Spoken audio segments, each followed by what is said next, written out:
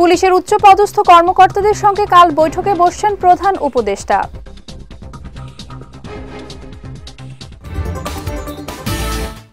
বুয়েট শিক্ষার্থী আবরার ফাহাদ হত্যা মামলায় ২০ জনের মৃত্যুদণ্ড ও ৫ জনের যাবজ্জীবন সাজা বহাল রাখলেন হাইকোর্ট। এবং এবার স্বাধীনতা দিবসে কুচকাওয়াজ হচ্ছে না জানালেন স্বরাষ্ট্র সচিব।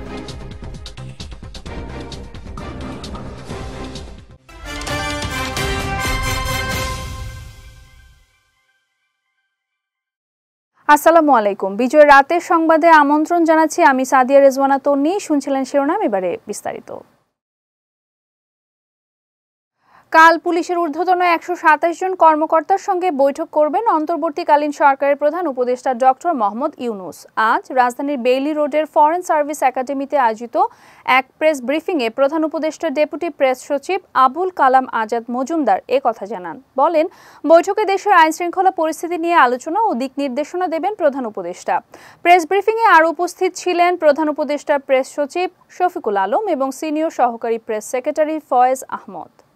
আইনশৃঙ্খলা পরিস্থিতি নিয়ে আপনারা বিভিন্ন সময়ে দেখেছেন যে আইনশৃঙ্খলা পরিস্থিতি নিয়ে আপনারা রিপোর্ট করেছেন।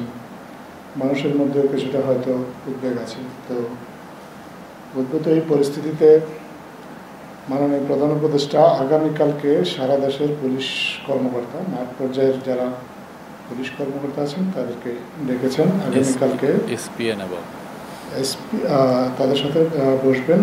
এখানে ওনার দিক নির্দেশনামূলক বক্তব্য দেবেন।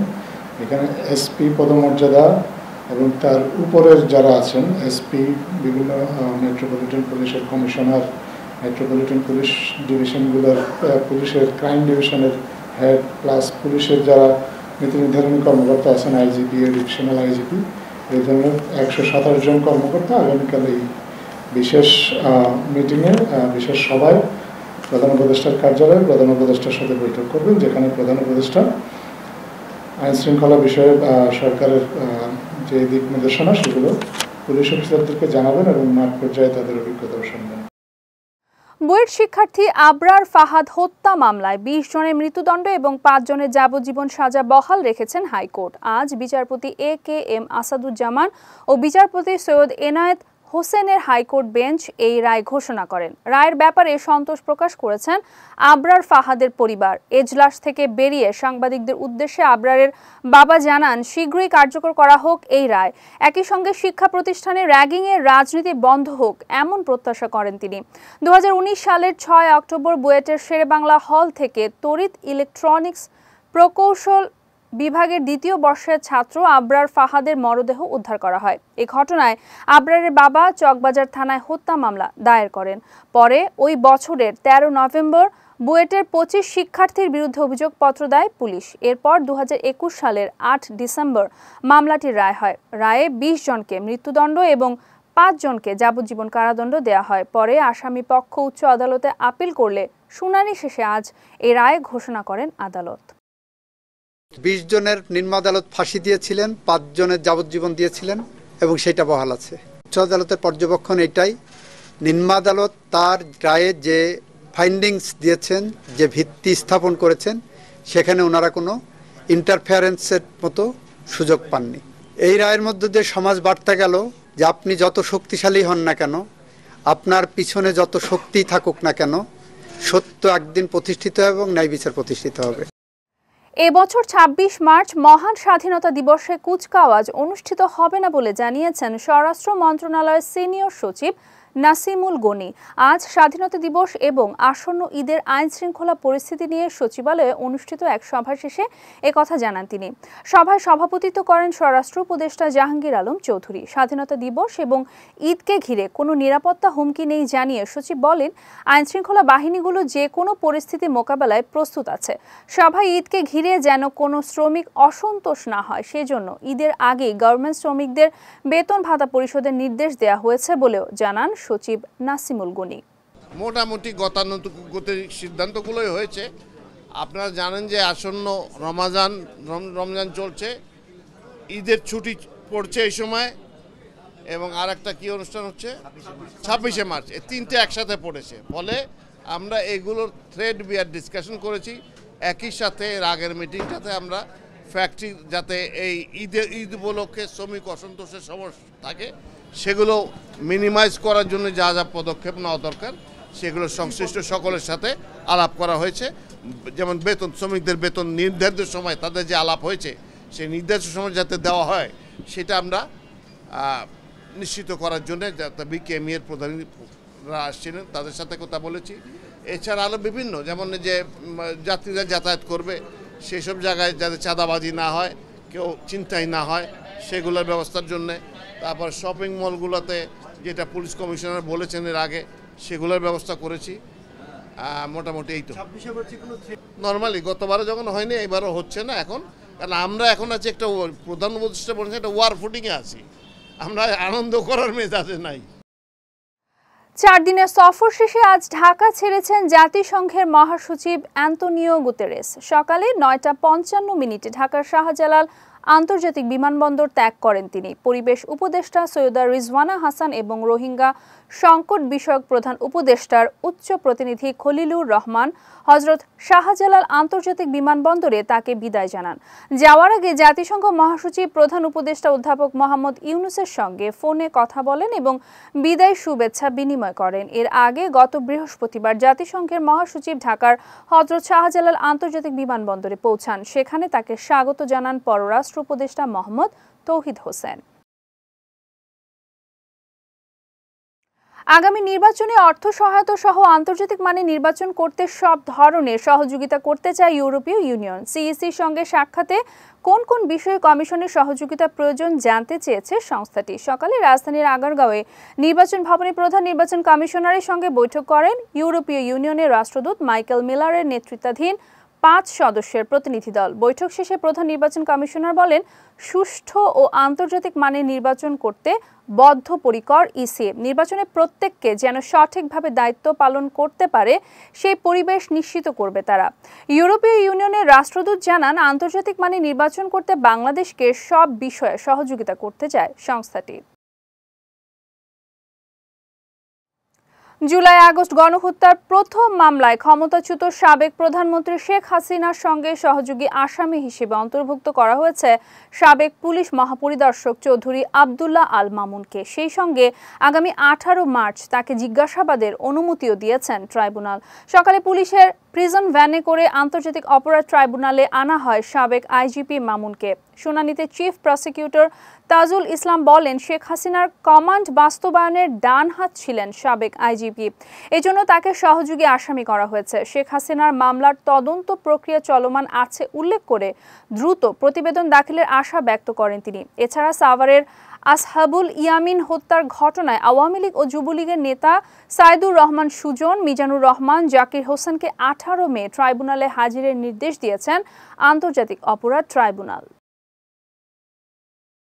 ওয়ালটন ডিজিটাল ক্যাম্পেইন সিজন 22 এর আওতায় ওয়ালটন ফ্রি স্কিনে 10 লাখ টাকা জিতে নিয়েছেন রাজধানীর শনির আখড়া এলাকার বাসিন্দা আলী মর্তুজা। গতকাল শনির আখড়ার নয়াপাড়া এলাকায় আয়োজিত অনুষ্ঠানে মর্তুজার হাতে 10 লাখ টাকার চেক তুলে দেন জনপ্রিয় চিত্রনায়ক আমিন খান ও ওয়ালটনের chief marketing officer Zoheb Ahmed.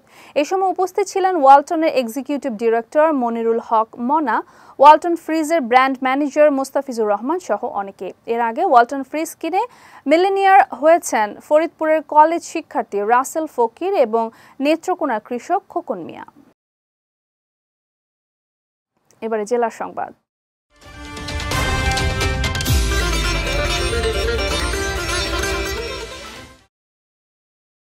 প্রাথমিক শিক্ষাক্ষেত্রে ভৌত কাঠামোর উন্নয়ন দৃশ্যমান হলেও শিক্ষার গুণগত মান উন্নত হয়নি বলে মন্তব্য করেছেন প্রাথমিক ও গণশিক্ষা মন্ত্রণালয়ের উপদেষ্টা বিধান রঞ্জন রায় পোদ্দার।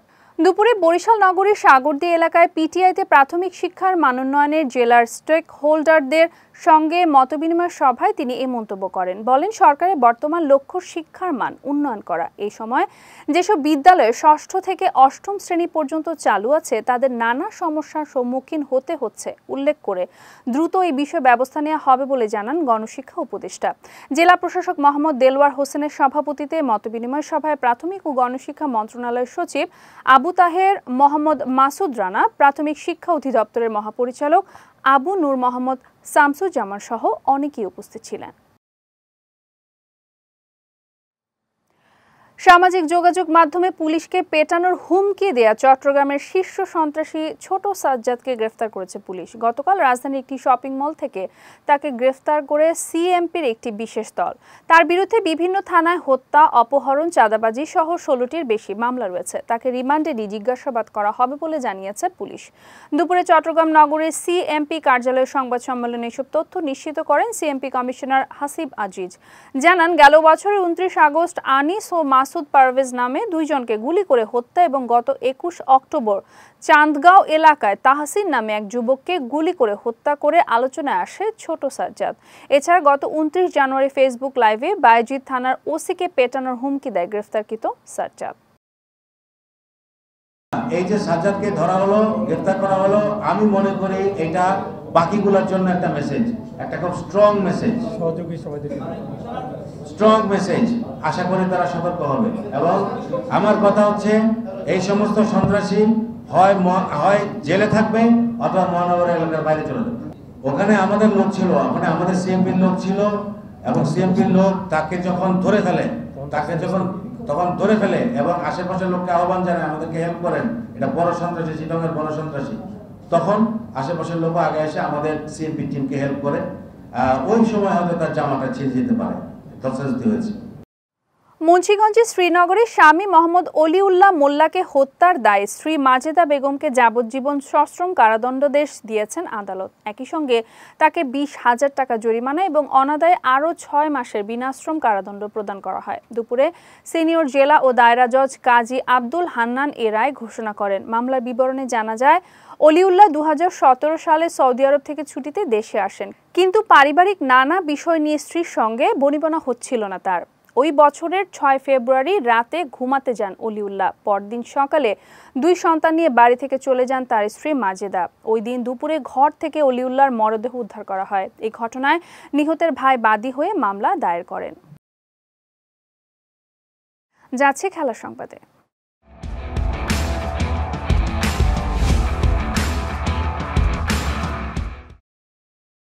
5 ম্যাচ টি-20 সিরিজের প্রথম ম্যাচে পাকিস্তানকে হারিয়েছে স্বাগতিক নিউজিল্যান্ড। আজ ক্রাইস্টচার্চের হ্যাগলি ওভালে মুখোমুখি হয় দুদল। প্রথমে ব্যাট করতে নেমে মাত্র 91 রানে অল আউট হয়ে যায় পাকিস্তান। জবাবে 10.1 ওভারে 9 উইকেটের বিশাল ব্যবধানে জয়ের লক্ষ্যে পৌঁছে যায় কিউইরা।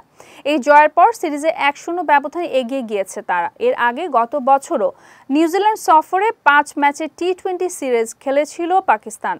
ওই সিরিজের শেষ ম্যাচেও নিউজিল্যান্ডের 135 রানের জবাবে 92 রানে অল আউট হয়েছিল পাকিস্তান। এক বছর পর সেই 92 রান করেই 9 উইকেটের জয় তুলে নিয়েছে স্বাগতিক কিউইরা।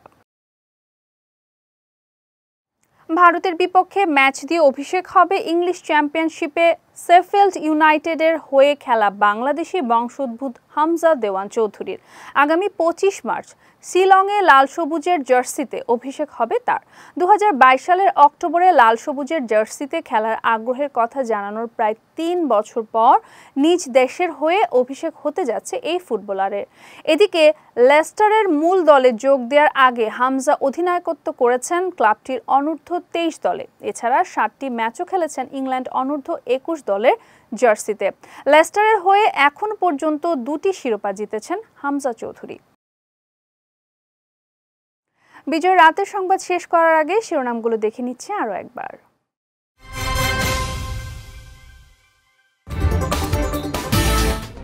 পুলিশের উচ্চপদস্থ কর্মকর্তাদের সঙ্গে কাল বৈঠকে বসছেন প্রধান উপদেষ্টা।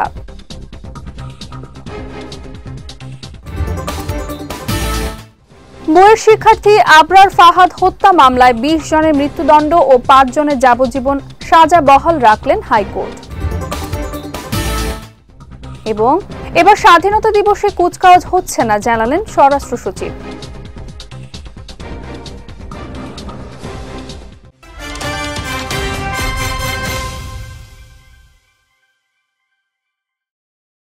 বিজয় রাতের সংবাদ শেষে আজকের মতো আমি সাদিয়া রেজওয়ানা তো নিয়ে আপনাদের কাছ থেকে বিদায় নিচ্ছি। আগামীকাল একই সময়ে নতুন সব খবর দেখতে চোখ রাখুন বিজয় টিভিতে। এছাড়াও আজকের বিজয় রাতের সংবাদের ভিডিও দেখতে পারেন আমাদের ইউটিউব এবং ফেসবুক পেজে। আমাদের ইউটিউব হলো youtube.com/bijytvofficial এবং আমাদের ফেসবুক পেজ হলো facebook.com/bijytvlimited।